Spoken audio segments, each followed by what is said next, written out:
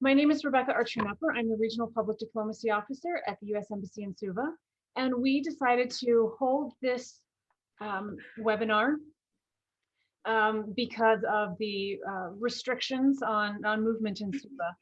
Although it was originally planned to be an in-person webinar, we are grateful that we're able to welcome colleagues from Tonga and Tuvalu, and hopefully some other countries as well. So we're trying to, like make lemonade out of lemons. The big idea for this workshop is to encourage science teachers and teachers in any of the STEAM fields, which is science, technology, engineering, arts, and math, to develop activities to make science learning fun and engaging. A lot of students, we have noticed, feel that science is hard, science isn't fun, science is boring. But that is where all of the jobs in the future are. Everyone doing a job in the 21st century will need to have some abilities in science, in mathematics, in computer and technology skills, in art and design, in collaboration, in basic understanding of science and engineering. These are skills that people need for jobs of the 21st century, and we want to help encourage youth to study these and pursue careers in the sciences. And one of the best ways to do that is to make science learning fun. When I was in year 7, I had an amazing science teacher who started every class off with a fun, interactive experiment, activity, something for us to do. And from that moment, I really started loving science. I felt it was a fantastic way to understand the world around me. But it was because of this teacher and her desire to, her love of science and her desire to make it fun and exciting for students that really got me on my journey towards loving science and loving the sciences. I had great math teachers who, as opposed to just talking about, what this math,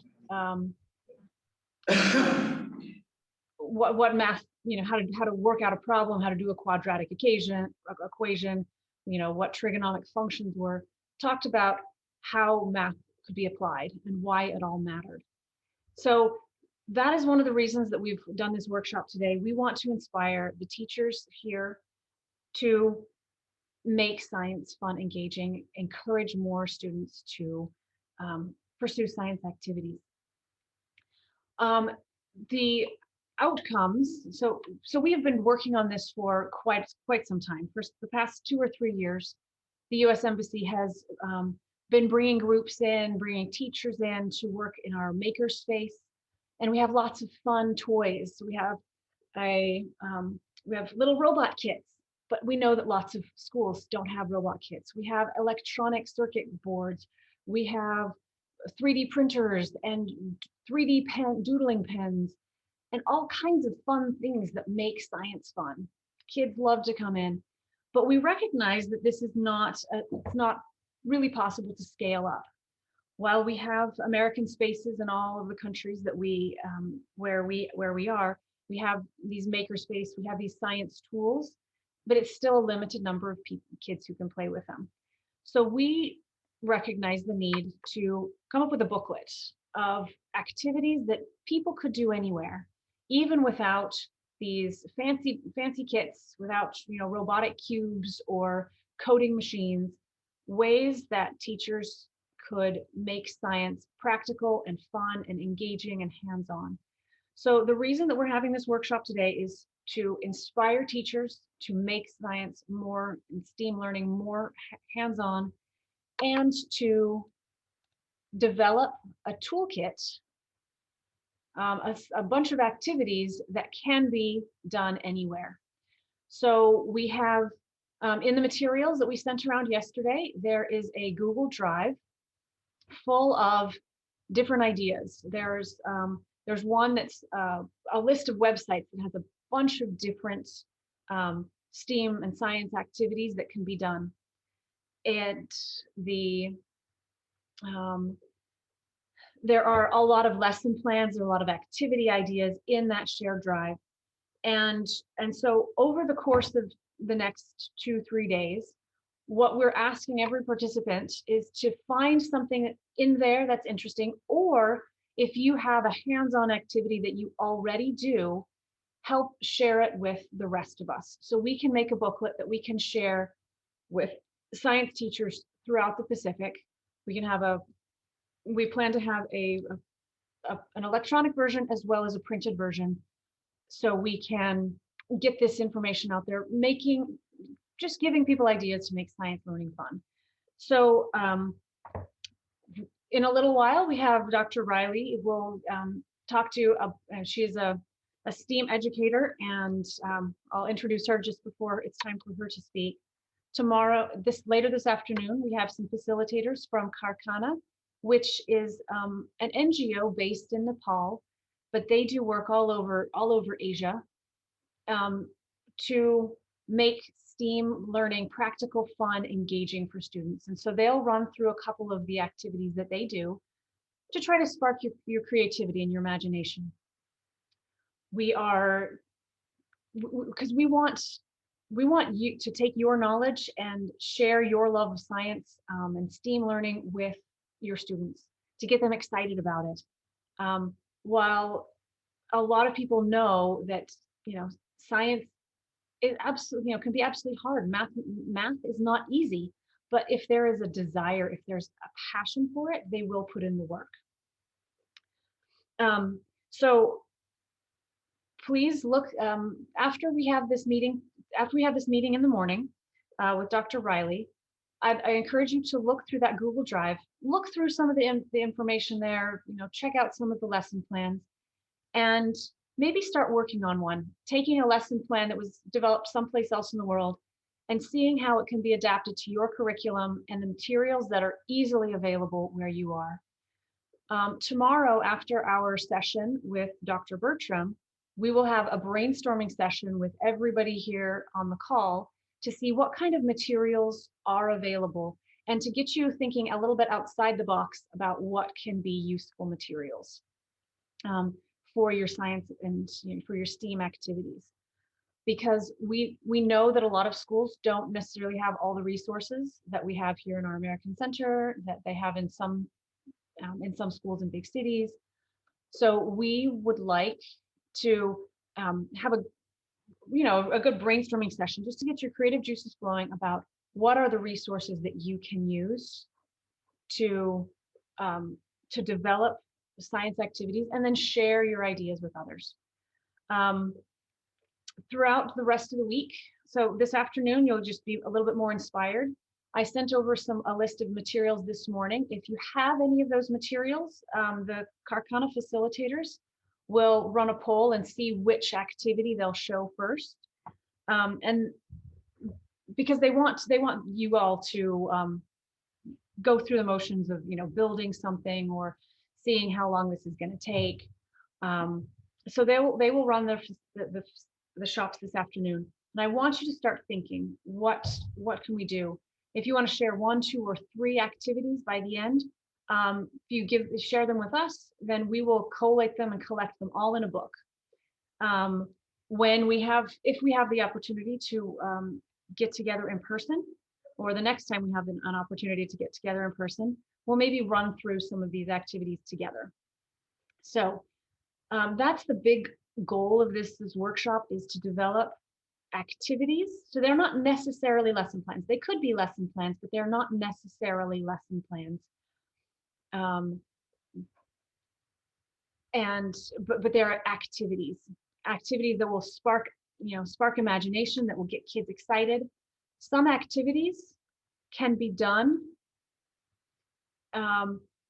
for lots of different age groups, right? Something that's fun and exciting for year 3 could be very useful as well for year 11, whereas year 3, you just kind of talk about some of the real basic parts of science or chemistry, and at year 11, you could go into much more greater detail. So a lot of the activities can be used at multiple grades. So I want to I want you to be thinking creatively about how we can use this.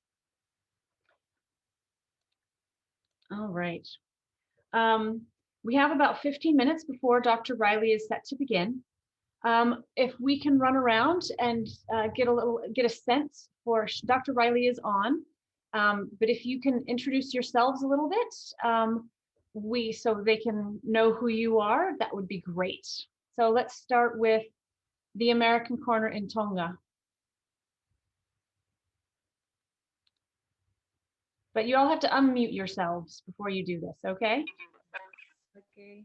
Hello, everyone, and good morning. I'm Paula Chantalake, representing the American Corner in Tonga.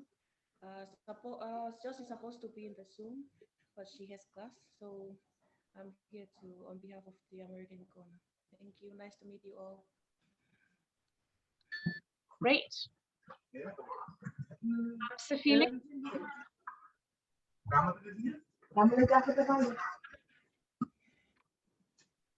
Yes, my name is Sefili. We're based out in the eastern side of Tonga at Tupou College.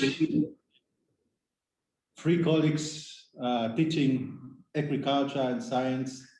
We have Sione, who's teaching maths and science, and myself, I teach also maths and science. So we are quite happy to join all of you in this workshop. Malo. Malo. All right, Mamau, if you can introduce your group. Hello. Hi, Mamau. Hi. Hi. Talofa, I'm from Tuvalu. My name is Mamau Tafao, and I'm looking after the American space here. These are my colleagues. These are our colleagues here from Tuvalu. Thank you. Thank you. All right, Joe C.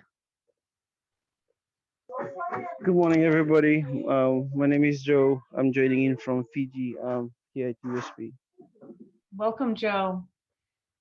Saleshni Prasad. Good morning, everyone. I'm from Curriculum Advisory Services, Ministry of Education, Fiji, and I'm an Education Officer for Physics. Fantastic, welcome. Thank you. Kriti Ram.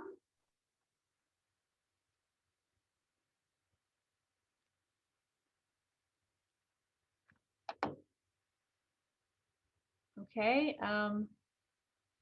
Nina Nakaora. Hi all, I'm Nina and I work with International School Server, and at the moment I'm working from home. Thank you for joining us. Rajni Chand.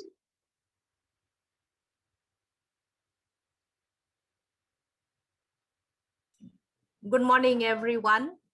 My name is Rajni Chand. I'm the Director for Center for Flexible Learning at the University of the South Pacific, and Aloisi and Jane are part of the student support section who were part of this program. Nice to join you all. Fantastic, thank you. We'll do Dr. Riley in a minute. Okay, Sangeeta Devi.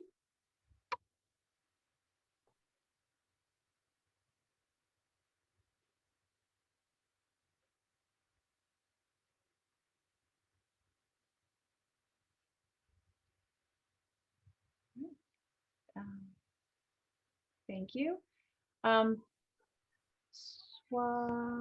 Swalia Salsabil. Good morning. Good morning. I'm Swaliha Salsabil. I'm from Singatoka, Fiji, and I'm a school teacher. Thank you for joining us today. Thank you.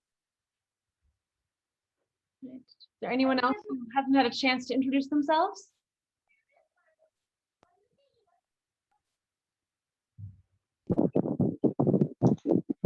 Yes, madam. Razia. Good morning, everyone. Morning. I'm Razia Bano. Good morning, everybody. I'm Razia Bano from Fiji. I'm from the western side of Fiji, and I'm a school teacher. Thank you so much, Razia, for joining us. I love the fact that we have teachers, we have school leaders, we have curriculum developers. It's going to be a wonderful group. It looks like we have some students joining us as well. So this is a wonderful opportunity to really help strengthen our STEAM curriculum and STEAM activities to make STEAM and science learning fun. So the S is for science, with a lot of different pieces and parts of science, whether it's biology and chemistry, physics. Technology is an incredibly important part of of our lives today. Understanding that we need to use computers, we need to use our phones to their maximum abilities. And then also develop, keeping websites up to date, knowing what's out there. And coding may or may not be a big part of your lives, but it might be. And so it's a useful part. Engineering, there are so many different things about engineering that many people don't know, that it's part of, cities, buildings, computer systems. So many things rely on engineering, and I'm certainly not the expert, as I'm not an engineer, but one thing that I do know is that we need more engineers in the Pacific. The A is for art and design. And the idea is that all science and technology needs a design component. And so whether to, and then the other part of it is, to get everybody talking to each other. That sciences can't be stovepipes. They can't work all alone. Science needs to solve problems for the real world. Science needs, STEAM is out there to solve real life problems. So we, and then math. Math is a huge part of every piece of the sciences for, in terms of, technology and the science pieces.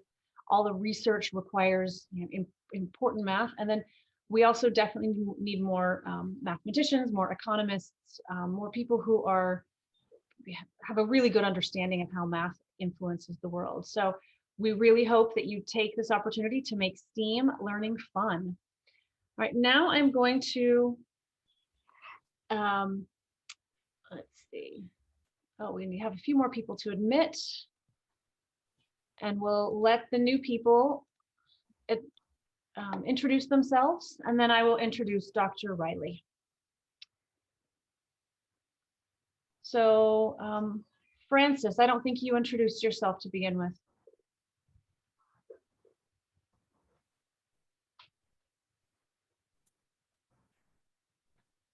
Hello, can you hear me? Yes, we can. Okay, I'm Sangeeta from Ministry of Education, Heritage and Arts, and I'm the Senior Curriculum Specialist in charge of Social Science. Fantastic. Thank you for joining us. And I'll be joining you today, yeah. Marvelous. Francis?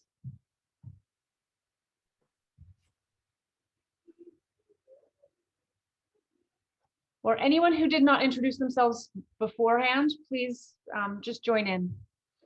Tell us who you are.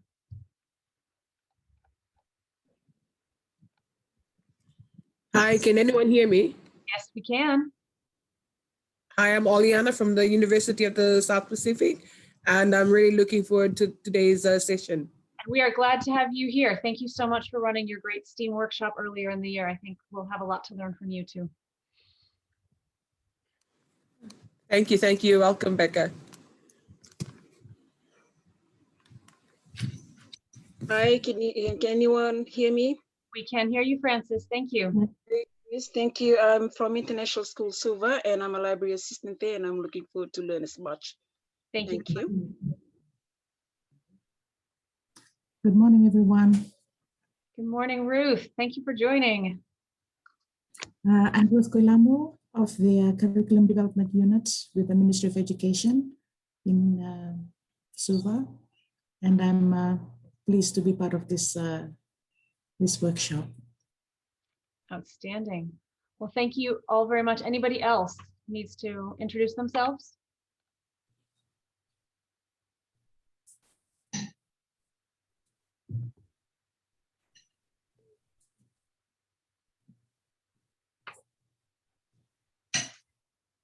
Hi, Violet. I guess we better say hello to Violet. Violet, who made all this happen. So.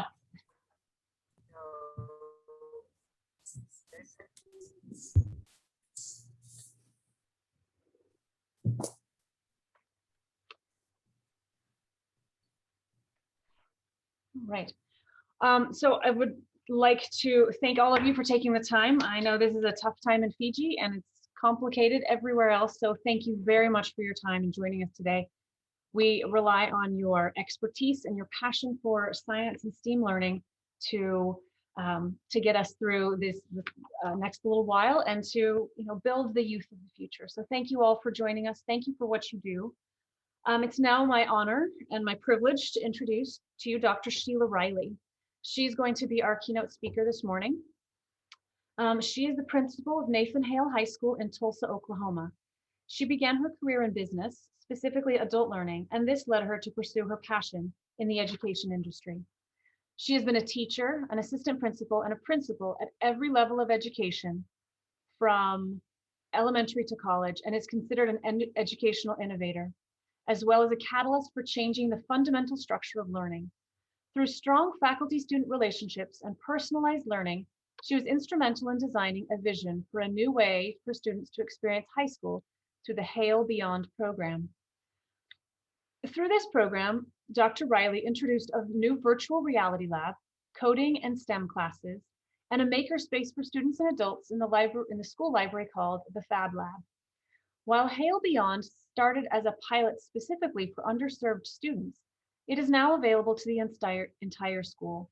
Additionally, the Tulsa Public School System has created this design model and launched it as an opportunity district-wide called Tulsa Beyond. So I'd very much like to welcome Dr. Riley to share with us today. So pass it over to you, Dr. Riley. Thank you so very much. I am honored and humbled to be able to present to you all today regarding STEAM and everything that it can do. So without further ado, let's just get into it. You want to? Let's do it. Okay. Do I have screen sharing capability? Good.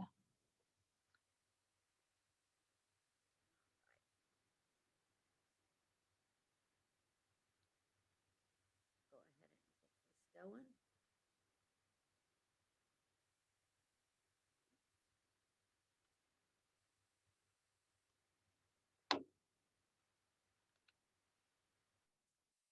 Right. Can everybody see that? Yes, we can see it. Thank you very much. Yes. You can see it. Thank you very much.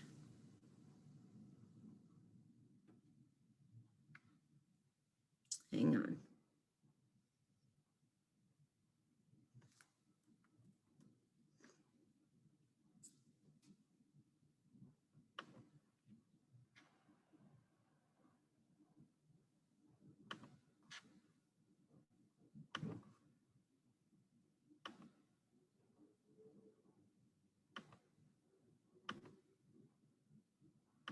All right, let's see if we can get up here and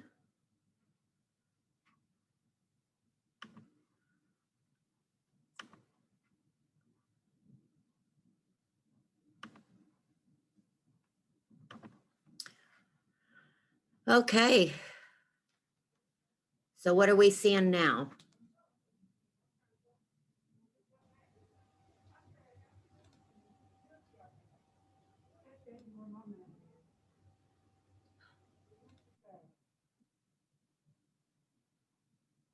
You're on mute.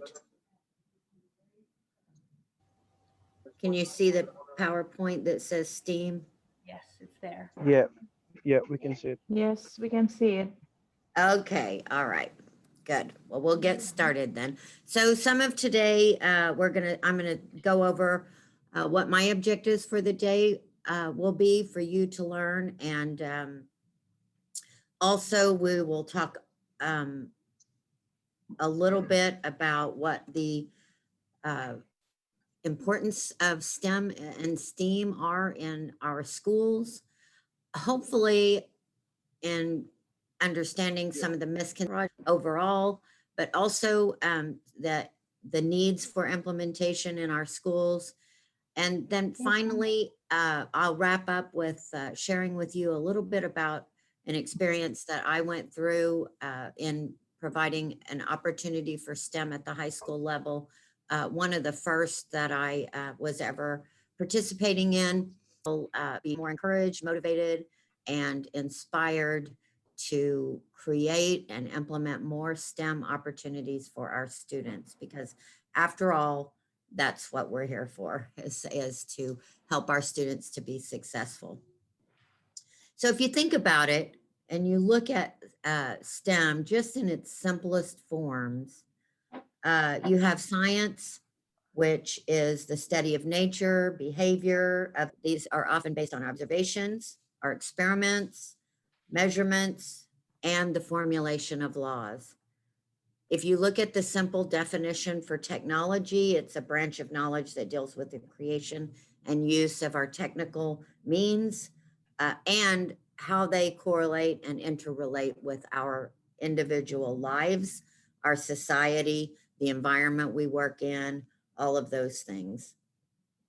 Engineering is the art of making the practical application of the knowledge of the sciences, such as physics or chemistry, and the construction of things such as engines, bridges, ships, chemical plants, all of those types of things. And finally, you have mathematics, which is just a group of related sciences that focus on the study of numbers. Individually, those things are difficult at the most for some of our students. They come easy, but it really is the correlation and the collaboration of all four of these definitions that come together that provide an outcome and a measurement for our students to achieve when they engage in STEM activities. A little bit about the history of STEM and from our United States, how we came about being so interested in what STEM had to offer. So STEM's been around for a really long time, dating back to the 1800s. Most notable in 1862, there was a Morrill Act, and this act was responsible for development of land grant universities in the United States. These universities were focused mostly on agricultural training, but they started introducing engineering training in the 1890s. In fact, the Ohio State University was established in 1870, originally named the Ohio Agricultural University, but added on Mechanical College. And as more and more of these land grant universities came about, more and more STEM opportunities and STEM education came about. But really, fast forward to World War II, and that's really when a lot of the STEM practice came into play during World War II, and it became clear that American innovation was flourishing. Scientists and mathematicians were coming together with engineers and really coming to full fruition in the design process. However, in 1857, some of you may remember, the Soviet Union was really instrumental in giving STEM a power boost in the United States when they launched Sputnik. Sputnik was a satellite about the size of a beach ball. And when Russia launched this, it became world known, and there were lots and lots of interest around space and science. And of course, the space race was initiated out of this, with the United States racing Russia to see who could put the first man on the moon. Obviously, our government initiated the National Aeronautics and Space Administration, which is fondly referred to as NASA now. and their sole job was to develop and expand on what Russia had done, and also to put a man on the moon, which we eventually did.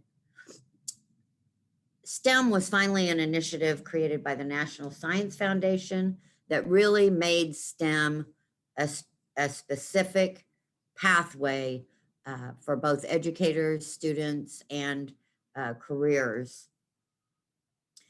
And in 2001, Judith Romilly first applied the STEM acronym, which meant science, technology, engineering, and math. Quick little fun fact, it was first called science, math, engineering, and technology, but the acronym SMET sounded too much like smut, so they changed it to be STEM. Unfortunately, we deal with two sides of our brain, and STEM mostly falls onto our left side of our brain. Our left side of our brain deals with facts and figures. It's centered on logic, and it's meant to help us to make sense of the world through logic and reasoning. When you're dealing with STEM, part of the process for that is to solve problems, and we need more than just our logic to help us in solving problems. And so in the 2000s, we decided our right brain needed to get involved, and that's when the arts came about. In order to really process and solve the problems that were coming before us, we really needed to have a creative side, which is our right brain. Our right brain allows us to think freely. It allows us to be creative. It allows us to think outside the box. And so we, the United States and the National Science Foundation knew that we needed this to really round out the whole STEM process. So then the acronym STEAM came into play. And in the United States, this really came full center in 2009, when the federal government decided to really push STEM into the pre-secondary schools, like not the universities, but high schools, elementary schools. And they had a federal grant, Race to the Top, and they solely gave schools money to develop STEM programs in public and charter schools, which is how I first got involved in creating a STEM program where I was. But before we get to that, let's look at the whole design process and what it consists of. Most STEM is founded on the engineering design process, and there's several pieces of it, but it's meant to go full circle and come back around. So the first part of it is to ask. This is where you look at what needs to be solved. Typically, the engineering design process starts with either a problem or a question where we need to find out how to solve or answer. This can be anywhere from how do we design a newer type of transportation system to how do we keep the health of our workers strong and moving forward. So there can be many problems that are solved through the engineering design process, many questions answered. The second piece of that is imagine. This is where we brainstorm activities, brainstorm possible solutions. This is where the right side of our brain gets to come out and play. This is where we get creative. And usually during the Imagine session, nothing is off the table. You're just trying to get ideas on what your initial problem or question was on how to solve it. The third section of the engineering design process revolves around plan. And this is where the left side of our brain starts kicking in. This is where we plan out a possible solution and plan to for the next phase, which is implement. The plan should be well thought out. It should be very complete, concise, and have specific steps to take when you implement your plan. And then, of course, implementing is putting it into action. Start working towards the vision that you have and the plan that you've put in place. And then finally is evaluate. And this is where you look at what needs to be changed, what needs to be tweaked, what you can possibly do away with. Should you start over? Some problems and solutions don't work. So should you go back to square one? And then you come full circle where you're asking the question again or starting the process over again. The great thing about STEAM is it allows these most important things that take place when students are learning these disciplines. First of all, it provides a holistic and quality learning in these 5 STEM disciplines, which are science, technology, engineering, art, and math. And sometimes when STEM is not in place, and I can speak from experience, we tend to leave certain aspects of it out. And so having a STEM program and STEM learning objectives and STEM projects really brings the quality learning into our educational process. The second piece is that it allows our post-secondary institutions, universities and colleges, plenty of opportunities for students to get involved in STEAM if they've learned it before they get there, or they've gotten a taste of it before they got there. Some of our college majors that we now have because of STEAM are astronomy, obviously the sciences, biology, chemistry. We have computer science, earth sciences, health sciences, IT or information technology degrees come out of the STEM process. And these obviously entice our students to pursue careers in STEM fields. In the majors, these opportunities also branch off. So for instance, if a student is majoring in biology, obviously that can branch off into different types. It can branch off into marine or aquatic biology, as well as the study of insects or reptiles. Anything else can branch off of these majors. Similarly, engineering positions also branch out from that, which could include aeronautics, electronics, or other disciplines. Careers in the STEM field are just as wide. They include computer and information systems managers, petroleum engineers, construction. Almost all of the construction aspects come under an engineering degree. Physicists, astronomers, aerospace engineers, computer hardware engineers, actuaries, mathematicians. The list goes on and on. So it really does benefit us in the end if we can move students into pursuing passions within the STEAM disciplines. And long term, we know we need these to be successful in our communities and beyond. Which brings us to the importance of having students following these initiatives that we're putting forth. And most of all, if you're not at the university level, providing STEAM opportunities for our students gets them ready for post-secondary. It gets them ready to be in college or in a career in that field without actually, if they're not going to college, they can actually have some experience with those disciplines when they're entering into their career. Another benefit of implementing STEAM opportunities for our students is providing a critical thinking. Most jobs now want some aspect of that engineering design process to be instilled in their workers. Some of the ways that critical thinking happens out in the workplace is professions are asking for it.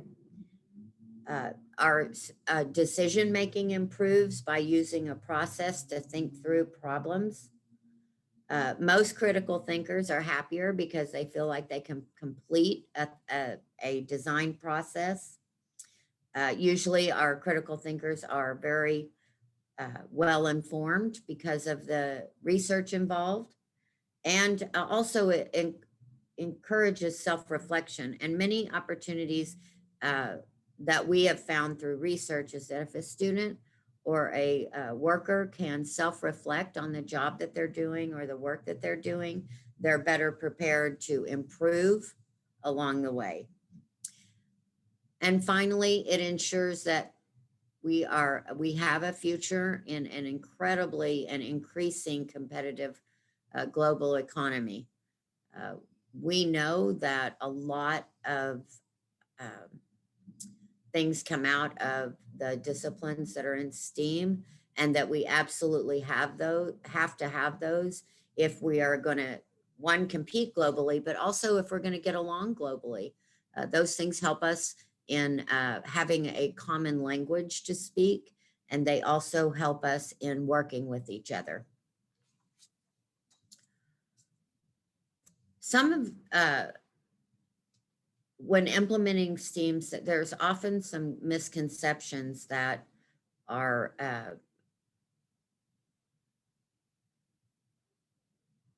I guess people are thinking these when you're in the implementation process, or at least in my experience, I've had lots of questions around often when implementing a STEAM program that there's no clear definition. And by that, we mean that nobody really has a clear vision on what's going to happen inside of a STEAM program. So it's really important that people understand that this is not what STEAM is, and that we are defining exactly what it's going to look like along the way, which goes into the vision. Same kind of concept is that there's often a misconception that there's no vision in STEM, that we're just out there looking a backup plan. And then the last common misconception is that there's not a purpose for this. So we have to be really clear on what we're hoping to accomplish with STEAM projects. The outcome needs to be available and clear to whoever you're teaching, or whoever is helping out in these projects needs to be very well aware. That is absolutely not the case in STEAM projects. Usually there are all three of these things are evident when working on a project just by virtue of the engineering design process.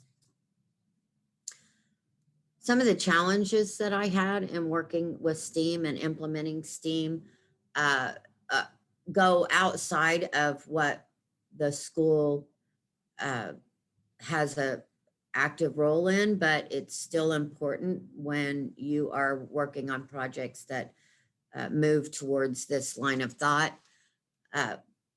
One is it's often difficult to motivate your communities or your students, and oftentimes parents, to get on board with what STEAM has to offer, because sometimes they don't understand that themselves.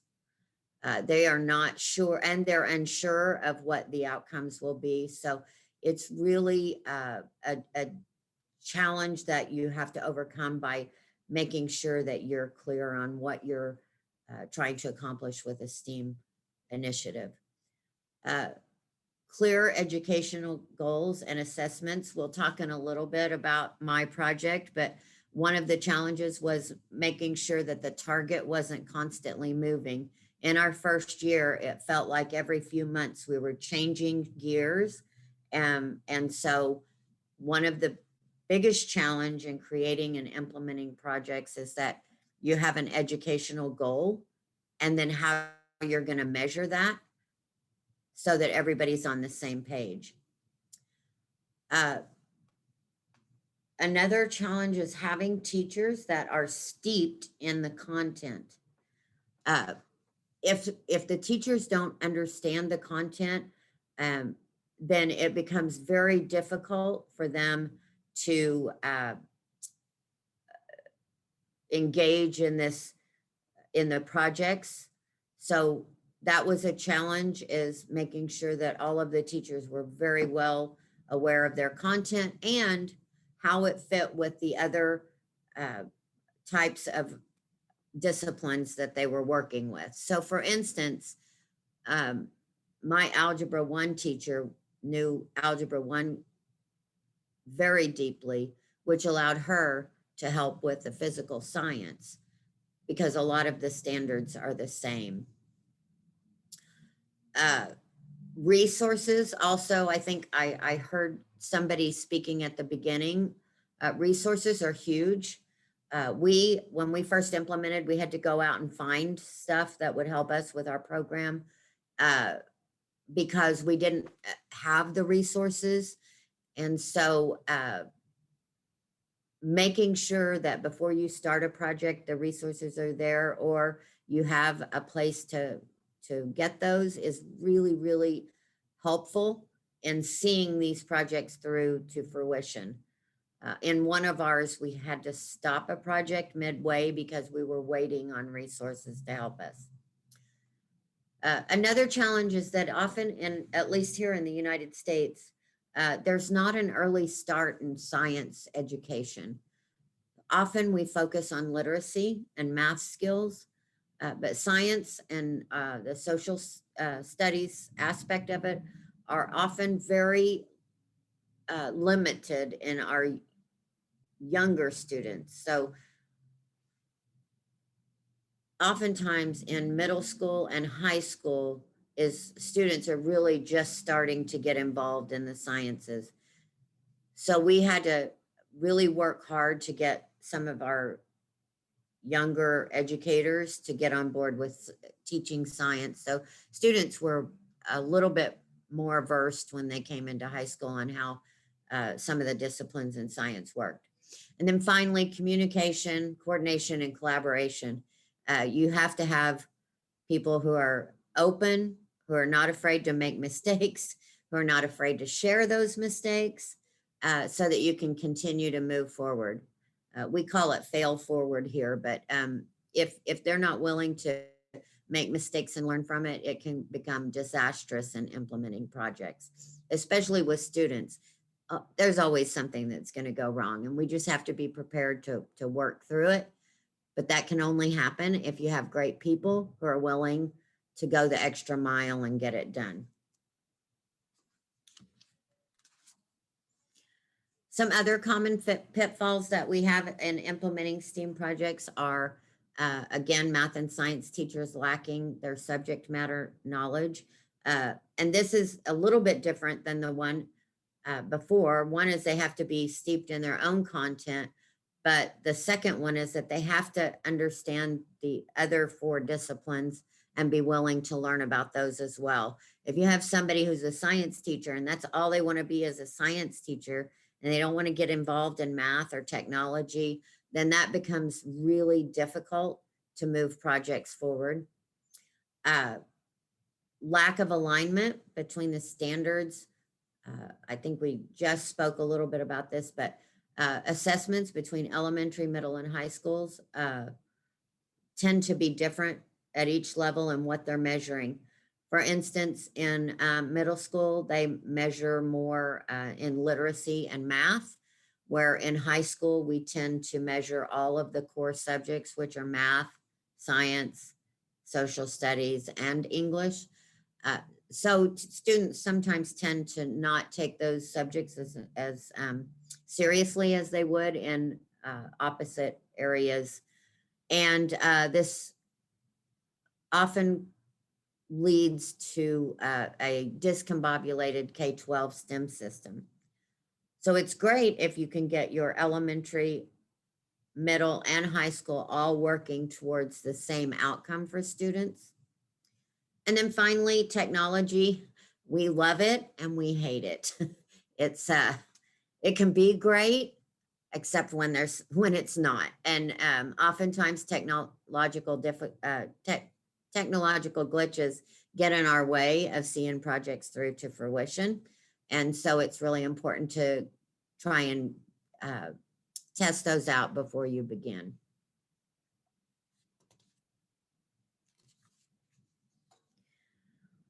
When you start implementing STEAM projects, some things that you can do that will help you along the way and garner support is one, making sure your community is aware of what you're doing, making sure you're communicating with the school community, your other teachers so that they can be supportive, your parents, making sure that you have a clear plan and clear outcome and communicating that well with them so that they can also be supportive when students are at home. And oftentimes your businesses that are involved in education can be great resources for you when implementing a STEM project. So an example would be I visited a school in Colorado, and they were really starting to just build their STEM program. But one of the businesses was an architecture company. And so they helped them build a project where students had to design a school. And it was a great competition, but so students went to work designing this school and they had to use all of the disciplines. But at the end of it, the architectural company judged their finished projects and awarded the students with a certificate of completion. And also there was a financial reward for winning the competition. And it really caused the students to get engaged in the project and want to work super hard to get it done. But it also caused great teamwork to happen with the schools and the community. It engaged the community into the schools and built a partnership that lasted far longer than that initial project. So always a good thing to have your community involved in what's going on at the school. A second benefit you could have is really making sure that you're defining your objectives. What is the project outcome? What do you want the end in mind? What do you want it to look like? What do you want it to feel like? What do you want students to see? What do you want to see? All of those things need to be in place before you start a project so that students are crystal clear on what your expectations are. The community's crystal clear on what your expectations are, and so is the business community. Your parents and school community are also understanding what is going to come out of this. And finally, pedagogy. Obviously, you want to make sure your teachers are ready and willing to participate in whatever comes their way. As I said, if there's a failure, you're going to have people that are ready to, or if you're a teacher yourself, you're going to have to be ready to pick yourself up and move forward, walking through that design process again, possibly, and then making sure you have a clear curriculum that you're going to follow to help you ease through the project implementation phase.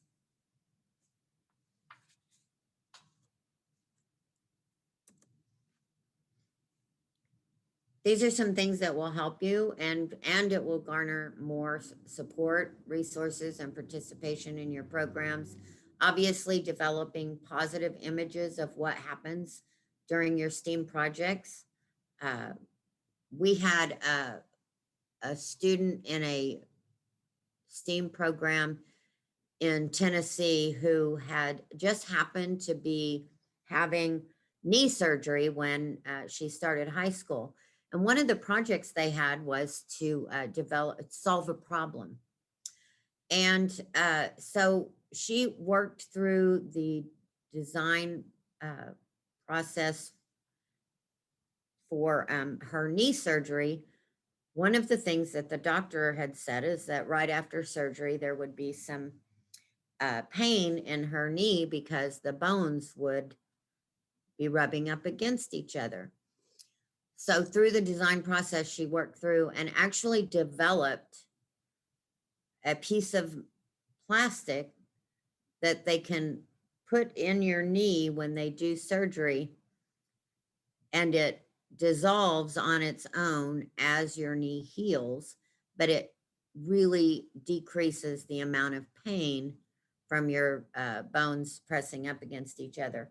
This project actually went on to make this student very, very rich because it was patented and sent out to lots and lots of surgeons who use this in their knee surgeries, which in turn provided a positive image for this school and what they could accomplish, which brought on more of the community support, which brought on more positive images. And they're a very well-known school now, just because of some of those things that they've been able to put out that they have accomplished.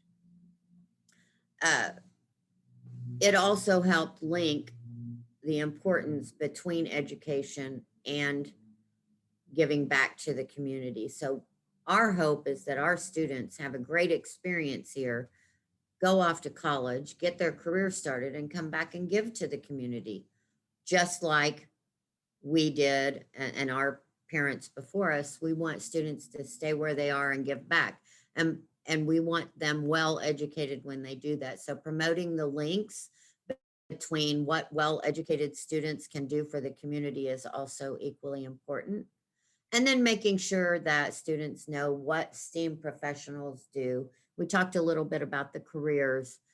I know here in the United States, we work with, in my school particularly, we work with a lot of underserved children. So oftentimes they don't even know what careers are available through STEAM. So it's our job to make sure that they know what kinds of careers are out there, and then how they get to them through post-secondary work.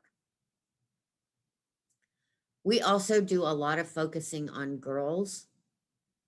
They are underrepresented in STEAM careers and college majors. So we try to get them involved. And one of the great things about STEAM and adding the arts is that it is less intimidating for some students who don't feel like they're great in math or science, but they might be great in the arts.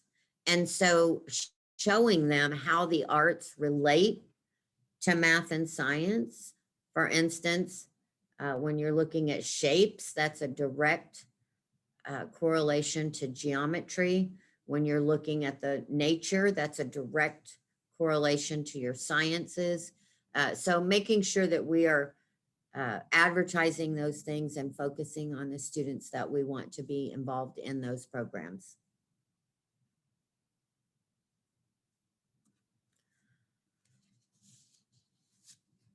The next thing, excuse me, when looking at implementing STEAM projects is to define your objectives. What do you want to have happen while you're implementing your project? There are several things here that you want to make sure that you include. Obviously, you want it to be cross-curricular. You cannot have only a math-based project and expect it to be called STEAM, because that just goes against everything it is. Mostly you want it to be standards driven. So when a student finishes a project, you know that they have mastered the standards that you've set forth for them to master. Most STEAM projects need to be problem-based or performance-based learning and teaching. You want it to be hands-on. You want them to design and follow through the process so that they are able to work through a project in an organized way. It should have some aspect of a digital format. Some technology should be involved, definitely. And then a measurable. So you can use formative and summative assessments, but you need to be able to measure whether or not the project was a success or not.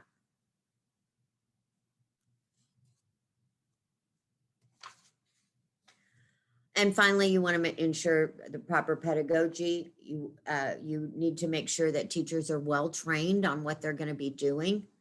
In fact, we recruited people that were in careers that were STEM related to come be teachers because they understood that process, and making sure that your professional development is best practice approached and that it is ongoing. And then finally, making sure that it is research-based. Okay, so enough about that stuff. Let's get to the real nitty-gritty. And I'm going to share with you a program that we did when I was at Kenwood High School. And it was when we very first started out, we were really interested in providing an opportunity for us, our students, but we didn't have all the resources we needed to go full-fledged STEAM. And this may be something that will help some of you because it's still considered STEM, but we had to kind of start slow, get ourselves off the ground. And then after we finished this, we were able to look back. The following year, we implemented a STEAM school within our school. So because the community got involved, because it was a huge success, we were able to garner those resources that we needed to make a full-fledged STEAM school. So our, when we started, we wanted to really merge our math and science classes to be more involved. And we wanted to teach the engineering design process and model it for our students. So what we started with was teachers coming together during common plan time to work on what this project would look like, what the outcome that they wanted to happen, and then really just start that planning. One of the things that they had to do was spend a few weeks learning each other's content. And I spoke to you a little bit about that before and how important it is that teachers are willing to learn the other content areas. And then we would, during those meetings, we would discuss the model in whole and how we pass that on to the students. The second piece of it was the integration of those two subjects. So one is we had to pick out what the common terminologies were between Algebra 1 and physical science. And the teachers would go through their content and start looking for things that equaled each other. Surprisingly, there were a lot of lucky hits for us. In fact, physical science and Algebra 1 line up very easily. It's there are a lot of standards that are the same and they're just named different. So in math, it might be called a ratio, and in math, it might be called a fraction. In science, it's called a ratio, but they're really the same standard that you have to master. So it was really surprising when we came together at how many of those things were present. And then the teachers also learned the design process so that they could pass that on. In the content area, the teachers not only mastered their own content, but they had to spend some time teaching each other's content in their own class. So a lot of times the students felt like they were getting 2 math classes or 2 science classes, but it really helped to reinforce what they needed to know to design the project. Lots of student collaboration happened. We designed teams for students to work with. And I guess I should go back and say what we did. So our students had to design a new type of transportation. And so all of the students got a letter, quote, quote, from the president of Toyota saying that they were looking for a new type of transportation and that they wanted the students to design it. It had a list of the things that they required. For instance, it had to be energy sufficient. It had to be small enough, but large enough. So there were lots of different requirements that the students had to stay within. They had to build a prototype. And this is kind of what you see the students in this picture doing, is they're testing their prototype to see if it will actually move. So they had to work on a team to design this, to figure out, so that they, each of them took a turn and created their design manual or journal that they wrote in. And so all of that came together in designing this new type of transportation. They also participated in several whiteboard sessions, which was part of the modeling in the class that they had to overcome obstacles that came up during their designing process. The student accountability piece was incredibly important in the 9th grade, which is where we started this. Students often are at an age where they think they have a long time to make up or finish things. So making sure that students were accountable and on pace and on track was incredibly important. The students learned in this mesh of math and science. They learned about kinematics, graphing, prototyping, and they actually created a hoverboard. Our principal at the time was phenomenal and built an actual hoverboard out of a large piece of plywood and a leaf blower. But the students all developed prototypes that made that happen. They also learned about solubility in another class where they were developing homecoming crowns. So we had 2 projects simultaneously going on at the same time, and which I would not recommend because I was running around forever. Collaboration, teachers met together every Thursday to go over what was going well, help each other with content, find out what they needed to change.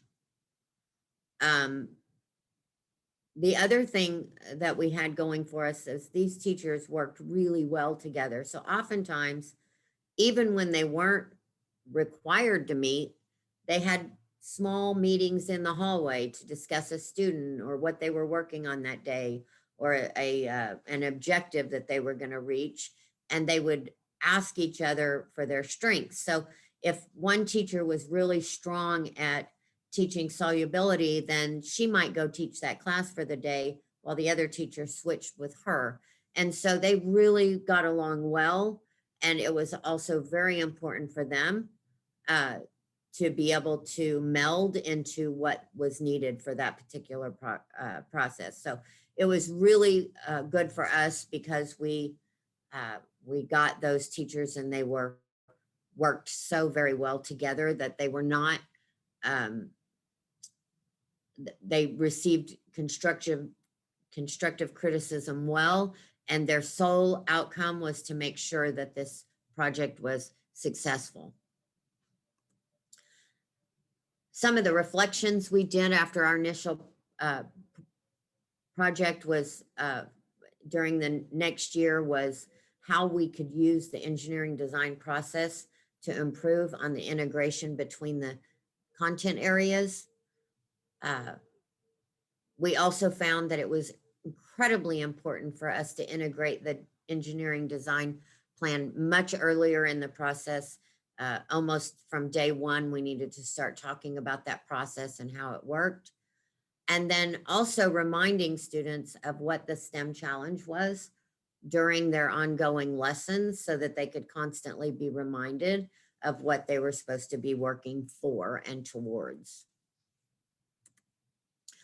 The challenges were trying to stay on the front end, making sure that the teachers knew the content, working with resistant students, and again, not implementing that design process soon enough. A lot of the successes were the learning itself. The students really enjoyed the learning. The hovercraft was a huge success. We got better thinkers from our students. Our student vocabulary was increased. And then the ultimate outcome was that our testing scores increased naturally because students were exposed and had application of the content rather than just reading about it in the book. I am talked out. I have been talking for a long time, it seems like. So that is what I have to share with you, and I will open it up for any questions or discussions that you guys might have of me.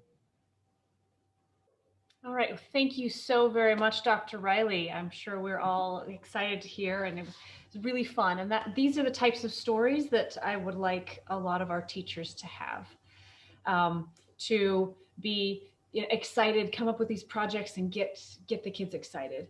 While people are thinking of their questions, because I know it takes a little minute to think about it, one of the things that is that we are, the U.S. Embassy has just developed a partnership with Mobil, or Exxon Mobil, but Oh, here that's awesome. it's called Mobil Fiji, to do a lot of things that you had mentioned.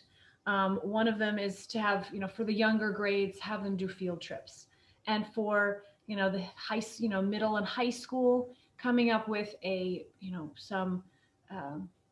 debate competition about clean energy or the environment or certain STEAM topics. And then for the senior high school and university, they're looking for kind of like a business idea for, because all energy companies are looking for green energy, and that's a really important topic here. And so using the local resources, and there are businesses all over the place that are looking for ideas, and they're also looking for ways to engage with students, to build up the people in their communities, in their neighborhoods that have the skills that they need. So it's, I think, a great option and something that we are actually doing here in Fiji. And so, suggesting to other communities, see if you can find a company that you can partner with, because they can help with resources, but they can also help, make the STEAM learning real. So question. I can give examples and examples and examples of businesses that have got involved with schools that have created, I mean, just numerous amounts of problems for students to solve that from our local zoo asked if students could find out why a certain group of birds that were from New Zealand weren't doing well in habitat here in the United States. And so the students had to research the birds, they had to research their environment, they had to research what their habitat was in their home state. And then they came together to create a habitat like that and put it at the zoo. So it was huge for the city. It was huge for the students. Another group of students, there was some research about a restaurant called Chipotle. I don't know if any of you have heard of it or not, but anyway, their workers were getting a back, they were all going out with back injuries. And so this group of students studied why they were having these back injuries. Anyway, developed a new kind of avocado masher because they found out that the reason that these workers were having all these problems with their back was because they were bent over trying to make guacamole. And so they developed and which had the workers standing more upright, which led to a more healthy existence for them. So that there are so many opportunities out there for our students to get engaged with, and for our communities to get engaged with our students to solve the world's problems. I have no doubt that someday one of them will discover world peace.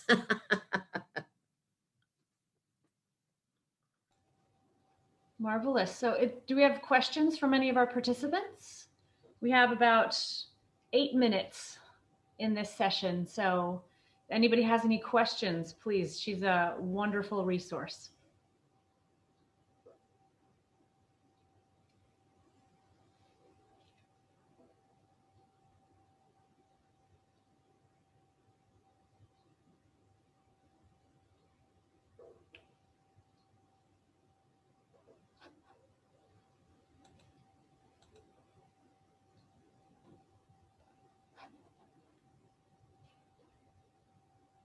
I must have been very thorough.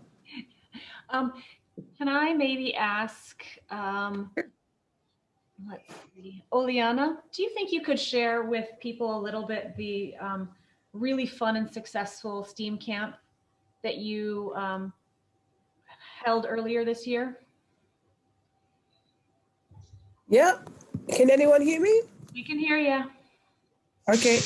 Hi, everyone. I'm Oliana from Suva. And in the beginning of 2021, from Jan 5th to the 8th, we hosted a girls' STEAM camp here on at the university. It was funded by the U.S. Embassy in partnership with the university, and a team of about 7 facilitators. We hosted. Originally, we were supposed to have 50 girls, but we ended up with 48 girls. 2 got sick and were not able to participate at the last minute. So basically, we had 48 girls over 3 nights and 4 days here on campus, hosting them to various. We had workshops, science experiments, all everyday simple science experiments, but in a real lab, in a university laboratory. And in addition to that, learning styles. We took them around the campus to our marine science campus, exposed them to what it was like to have a lecture in a real lecture theater. We took them to our engineering school, and I've also got, I think in this session, we've got 2 of the facilitators, Jane and Joe are here, and also Dr. Asaf, who was, he's from our School of Engineering, who was part of all part of the facilitators for our camp. And the girls came from varying backgrounds, challenging backgrounds, single parent homes. Some came from the, there was a bunch that came from a village right in Raki, which is about at least 5 hours drive from where we are in Suva. And it was the first time for us to run such a thing here on for our team, and also just exposing these young minds, 12 to 16-year-olds. That was the age group that we had, to come onto campus and be exposed to the university campus, the experiments, the learning environment. 2 of our key facilitators, they are learning specialists. One is a maths learning specialist, and our other colleague, Jane, is the English learning specialist. And they specialize in teaching our science students that come into university.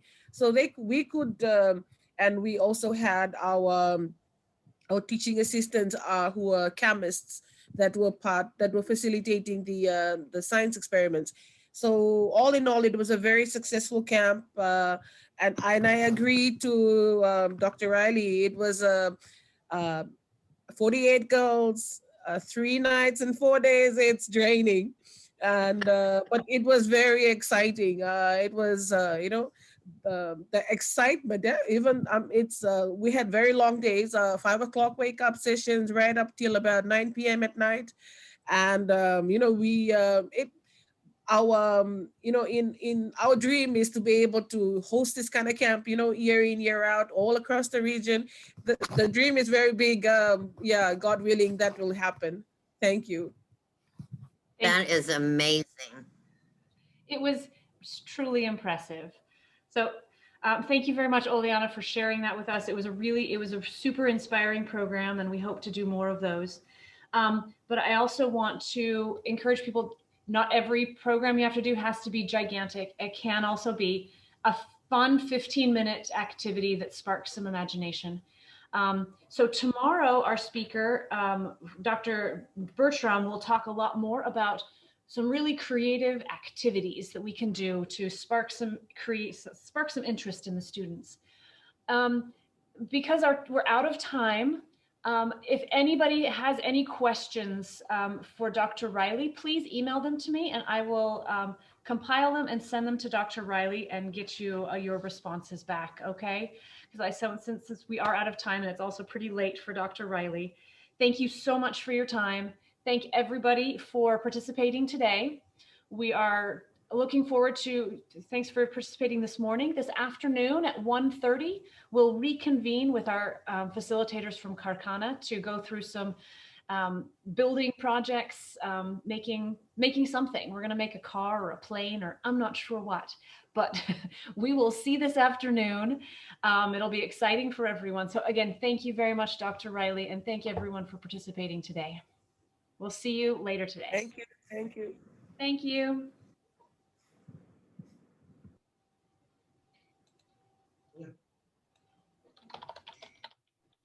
Thank you.